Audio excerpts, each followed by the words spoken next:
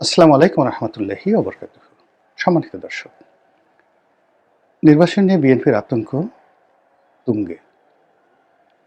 এই আতঙ্ক বিএনপিকে প্রতিটা মুহূর্তে অস্থির করে তুলছে। বিএনপির খাওয়া দাওয়া ঘুম সব হারাম করে ফেলছে। কারণটা কি? কারণটা হলো যে বিএনপি আশা আকাঙ্ক্ষা, এমপি হওয়া, মন্ত্রী হওয়া, প্রধানমন্ত্রী হওয়া, দেশ চালানো, ক্ষমতা লাভ করা, এই জায়গাগুলোতে তারা এক্সট্রিম পর্যায়ে রয়েছে। বিএনপি প্রতিষ্ঠিত হওয়ার পর কখনোই এতটা নিশ্চিত আত্মবিশ্বাস বিএনপির কখনো ছিল না। যেভাবে গত 17টি মাস ধরে তারা স্বপ্ন দেখছে যে একটা ভোট হওয়া মাত্রই তারা ক্ষমতায় চলে আসবে, এবং এইরকম পরিবেশ এবং পরিস্থিতি যখন হয়, যে ধরুন আপনি একজন পুরুষ, বিবাহ উপযুক্ত পুরুষ, পৃথিবীর সবচেয়ে কমনীয় কোনো রমণী, যেমন ধরুন এই মুহূর্তে যদি আপনি সুইডেনের রাজকুমারীর কথা চিন্তা করেন, অসাধারণ সুন্দরী,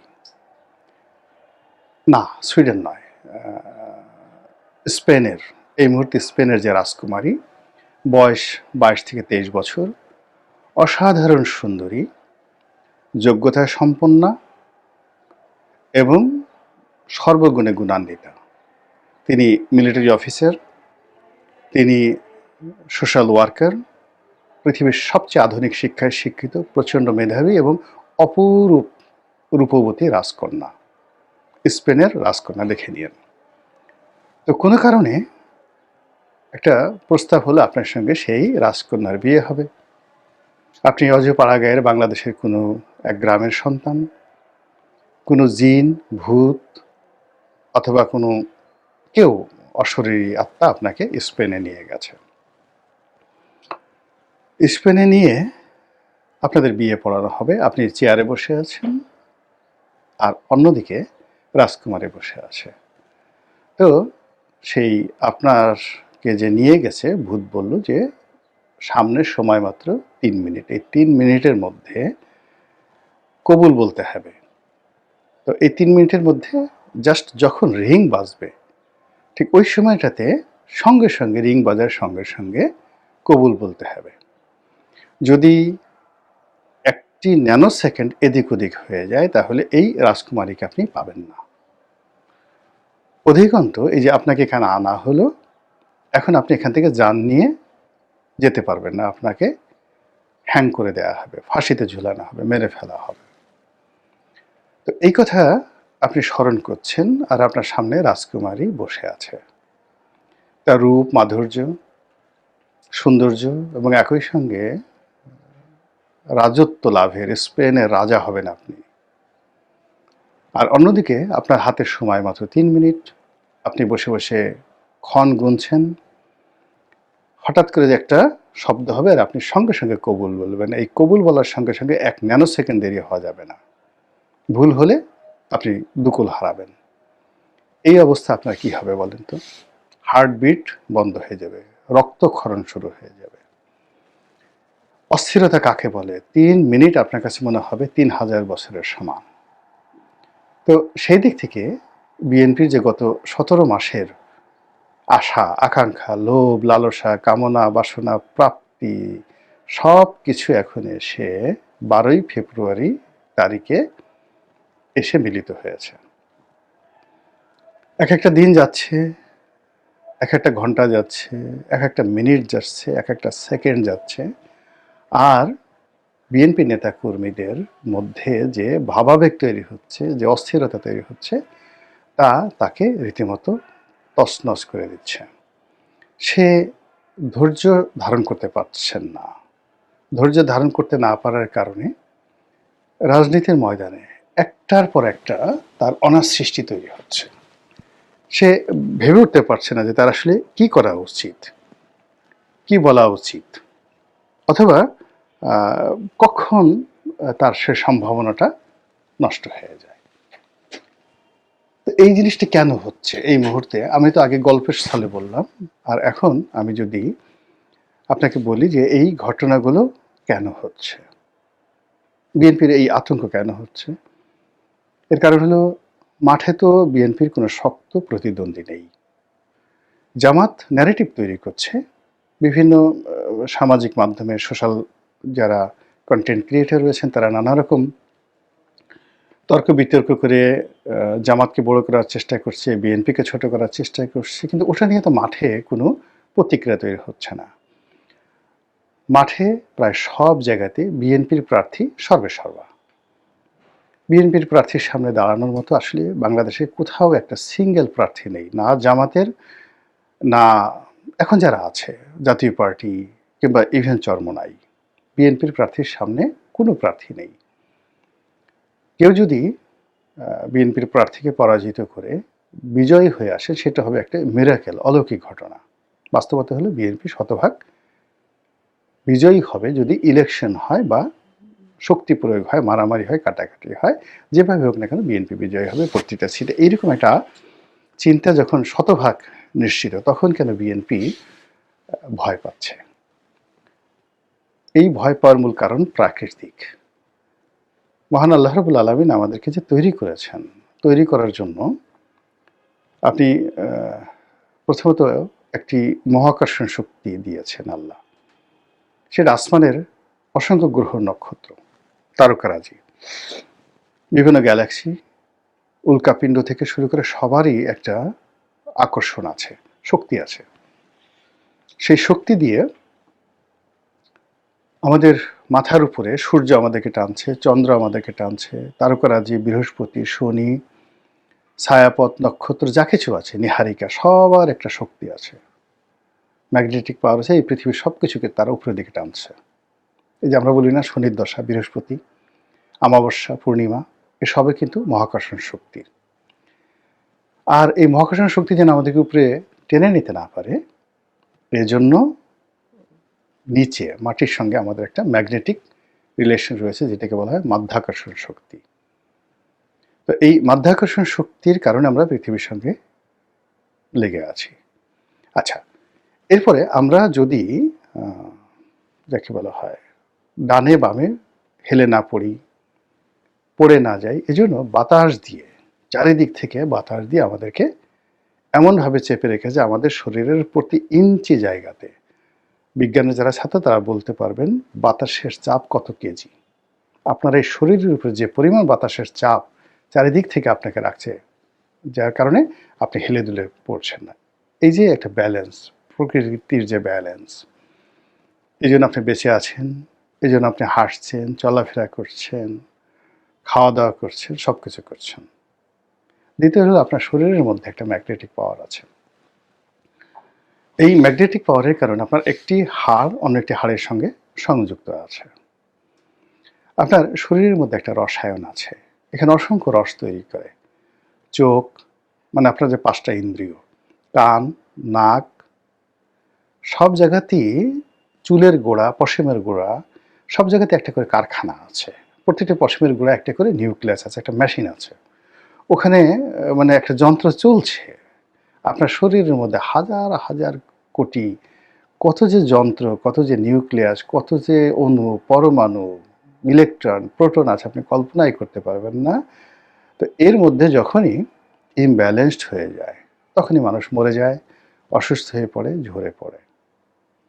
এবার আসেন শরীরের বাইরে আমাদের সমাজ, রাষ্ট্র, রাজনীতি, অর্থনীতি, সব জায়গাতে একটা ভারসাম্য থাকে, সব জায়গাতে একটা মহাকর্ষণ, মাধ্যাকর্ষণ শক্তি থাকে এবং সব জায়গায় বাতাসের তাপচাপ থাকে।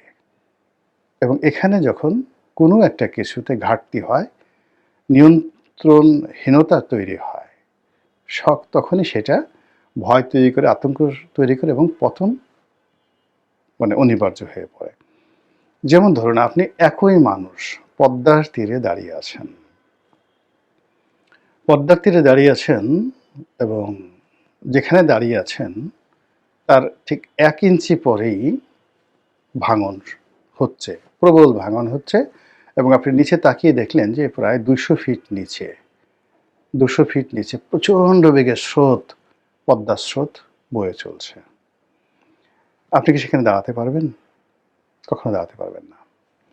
কিংবা যেটিকে বলে এইজ, ইডি জেই, মানে প্রান্তসীমা। আপনি ধরেন একেবারে ১০ তলা একটা বিল্ডিং বা ৫০ তলা ১০০ তলা একটা বিল্ডিং, সেই বিল্ডিংয়ের একেবারে ছাদের কিনারে আপনাকে এমন একটা গ্লাস লাগানো আছে, ছাদের কিনারে একটা গ্লাস লাগানো আছে, কিন্তু ওটা দেখা যায় না, ট্রান্সপারেন্ট গ্লাস, ওটা দেখা যায় না। এখন কিন্তু অনেক গ্লাস বের হয়েছে। তো আপনি যদি পড়ে না যান, এই জন্য একটা গ্লাসের ওখানে ফ্রেম দেওয়া আছে, বুলেট প্রুফ, আপনি লাথি মারলেও যাবে না, কিন্তু গ্লাসটা দেখা যায় না। আপনাকে যদি ১,০০০ কোটি টাকা দেওয়া হয়, তবু আপনি ৫০ তলা বিল্ডিংয়ের আপনি জানেন যে ওখানে একটা গ্লাস আছে, কিন্তু আপনি ওর ধারে কাছে যেতে পারবেন না। ওটার জন্য আপনাকে ট্রেনিং দরকার হবে, সব কিছু দরকার হবে, কিন্তু ইন জেনারেল আপনাকে জানা সত্ত্বেও আপনারা যেতে পারবেন না। তার আগে আপনার মরণ কান্না শুরু হয়ে যাবে, ও মা গো যাবো না, বাবা গো যাবো না। তো বিএনপি রাজনীতির যে মহাকর্ষণ, মাধ্যাকর্ষণ, তার যে পারিপার্শ্বিক তাপ এবং চাপ, এ সবই হলো আওয়ামী লীগ। অন্য কারোর সঙ্গে তার চাপ তৈরি হচ্ছে না। এখন তার চাপ দরকার, মানে ধরুন প্রচণ্ড শীত, শীতের মধ্যে আপনার একটা লেপ দরকার। সেখানে আপনি যদি তার শরীরে একটা, যাকে বলা হয়, সাধারণ চাদর দিয়ে দেন, সে মরে যাবে, সে বাঁচবে না। আপনি গরম পানি খাওয়া দরকার, কিন্তু আপনি খুব বেশি গরম দেওয়া হলো, আপনি সেক্ষেত্রে মরে যাবেন। এখন বিএনপি রাজনীতি করার জন্য তার যে মাঠে ময়দানে চাপ দরকার, সেই চাপ কেবলমাত্র আওয়ামী লীগ থেকে এলে সে তার ব্যালেন্স, মানে সে যে স্থির হয়ে দাঁড়াতে পারে, দৌড়াতে পারে, ছুটে চলতে পারে, তার যে ভিতরে যে অন্তর্নিহিত তাৎপর্য ক্ষমতা রয়েছে, সেই ক্ষমতা সে প্রয়োগ করতে পারে, সেটা কেবলই মাত্র তার প্রতিপক্ষের চাপ থাকতে হবে। সেই চাপটা এখন নেই, তাপ থাকতে হবে। প্রতিপক্ষ থেকে সমান তালে আপনি যুদ্ধ করবেন, গান করবেন, বাদ্য করবেন, আনন্দ করবেন, ফুর্তি করবেন, যা কিছু করবেন, সব কিছুর জন্য প্রতিপক্ষের সঙ্গে আপনার একটা সমঝোতা থাকতে হবে। সেই সমঝোতা জামাতের সঙ্গে হচ্ছে না, অন্য কোনো রাজনৈতিক দলের সঙ্গে হচ্ছে না, ফলে একা মাঠে সে ঘুরে বেড়াচ্ছে। ফলে আমরা এই যে যেগুলো দেখছি সামাজিক মাধ্যমে, ভোটাররা দৌড়াচ্ছে, প্রার্থীরা দৌড়াচ্ছে, নির্বাচনের কথা হচ্ছে, হানা ভোটের পক্ষে আলোচনা হচ্ছে, কিন্তু যারা সত্যিকার অর্থে মাঠে রাজনীতি করছেন তারা সবাই মানে হরিষে বিষাদ, মানে মুখে মুখে হর্ষ, আনন্দ, কিন্তু হৃদয়ে তাদের বিষাদময়তা। তারেক রহমান সাহেবের মুখের দিকে তাকিয়ে দেখেন তো, যেদিন তিনি প্রথম আসছিলেন আর আজকের দিনে তার চেহারার দিকে তাকিয়ে দেখেন যে সেখানে কোনো দ্যুতি বা নূর আছে কিনা, নেই। ক্লান্তি, অবসাদ, হতাশা, মানে বিএনপির প্রধান নেতাকে আঁকড়ে ধরেছে। মির্জা ফখরুল সাহেবের দিকে তাকিয়ে দেখেন, মেজর হাফিজের দিকে তাকিয়ে দেখেন, মির্জা আব্বাসের দিকে তাকিয়ে দেখেন, মনে হবে সবাই অসুস্থ হয়ে পড়েছেন। এর কারণ হলো রাজনীতির ময়দানের যে তাপ চাপ সেটা নেই। বরং তারা চিন্তা করছে যে এই যে অবস্থা যদি কোনো কারণে ফসকে যায়, অপরচুনিটিটা নষ্ট হয়ে যায়, তাহলে ওই যে ৩ মিনিট সময় নিয়ে আপনাকে মানে স্পেনের রাজকুমারীর সাথে বিয়ে দেওয়ার জন্য যে আলাদিনের দৈত্য আপনাকে নিয়ে গেছে, বা ইবলিস আপনাকে নিয়ে গেছে, বা ধরুন কোনো ভূত প্রেত আপনাকে নিয়ে গেছে, ওই জায়গাতে গিয়ে আপনি যে বিপদে পড়েছেন, এখন এই প্রান্তিক সময় এসে, নির্বাচনের একেবারে শেষ প্রান্তে এসে বিএনপি ভাবছে যদি হয় ভালো, কিন্তু যদি না হয় তাহলে কি হবে? এই যে ১৭ মাসে যা করেছি, এগুলো হজম করবো কি করে? যাব কই? করব কি? যে অভিযোগগুলো আমাদের বিরুদ্ধে আছে, সেই অভিযোগগুলো কিভাবে নিষ্পত্তি করব? তারপর যে ফাঁদে পা দিয়েছি, সেই ফাঁদ থেকে কিভাবে বের হব? কিভাবে বিদেশে যাব? পালার জন্য তো জায়গা নেই, ভাগবার কোনো জায়গা নেই। এখানে বিজয় ছাড়া আর কোনো অপশন নেই। ফলে ওই যে নির্বাচনের দিন যত ঘনিয়ে আসছে, সময় যত ঘনিয়ে আসছে, সবাইয়ের মধ্যে সেই অস্থিরতা দেখা দিয়েছে। আর যেখানে আপনি অপোজিট সাইড কি আছে, মানে আপনি আয়নার দিকে তাকালেন, শুধু নিজেকে দেখতে পাচ্ছেন, বিএনপিও শুধুমাত্র নিজেকে দেখতে পাচ্ছে, কিন্তু আয়নার উপরে যে জামাত আছে, সেটা বিএনপি মূল্যায়ন করতে পারছে না, আন্দাজ করতে পারছে না। ফলে ওই অংশটিকে, পর্দার অন্তরালের যে অংশটিকে তার কাছে অন্ধকার মনে হচ্ছে। আর অন্ধকার সম্পর্কে মানুষের সন্দেহ থাকে, ভয় থাকে, আতঙ্ক থাকে। ফলে জামাত সম্পর্কে তার নানা রকম স্পেকুলেশন এই মুহূর্তে তার মনের মধ্যে তাকে ভীত সন্তুষ্ট করে তুলছে। জামাত আদৌ সফল হবে কি হবে না, ভোট পাবে কি পাবে না, তারা ম্যাটিকুলাস কোনো ডিজাইনের পার্ট কি পার্ট না, তারা শেষ পর্যন্ত বিএনপির জন্য কতটা বিপত্তি কারণ হবে, তার চেয়ে বড় বিষয় হলো জামাতকে নিয়ে যে ভয় তৈরি হয়েছে এই ইমব্যালেন্সের কারণে। ওখানে যদি একটা শক্তিশালী পক্ষ থাকতো তাহলে এই অবস্থা তৈরি হতো না। ভিডিও শেষ পর্যায়ে চলে আসছি, আর কথা বাড়াবো না, শুধু একটা জিনিস বলবো যে আজকের এই যে আতঙ্ক ভয় সৃষ্টি হলো, এটা কেন? এই দায় কি বিএনপির নেই? বিএনপি কি দায় অস্বীকার করতে পারবে? গত ১৭টি মাস কার্যত দেশের স্টিয়ারিংটা তাদের হাতে ছিল, এখনো তাদের হাতে আছে। তো এই সময়টিতে অনেক বিষয় তাদের না বলা উচিত ছিল, অনেক বিষয়গুলোতে তাদের হা বলা উচিত ছিল, অনেকগুলো সিদ্ধান্তের ক্ষেত্রে তাদের দৃঢ়তা নিয়ে দাঁড়ানো উচিত ছিল, আর অনেকগুলো সিদ্ধান্ত প্রয়োগের ক্ষেত্রে তাদের বাধা হয়ে দাঁড়ানোর দরকার ছিল। সেই কাজটি তারা করেনি। না করার কারণে এখন যুগান্তরের যে ঘূর্ণিপাক, সেই যুগান্তরের ঘূর্ণিপাকে তারা ঘুরে বেড়াচ্ছে। ভবিষ্যৎ সম্পর্কে আল্লাহ ভালো জানেন, আল্লাহ উত্তম ফয়সালাকারী। আসসালামু আলাইকুম রহমতুল্লাহি ওয়া বারাকাতুহু।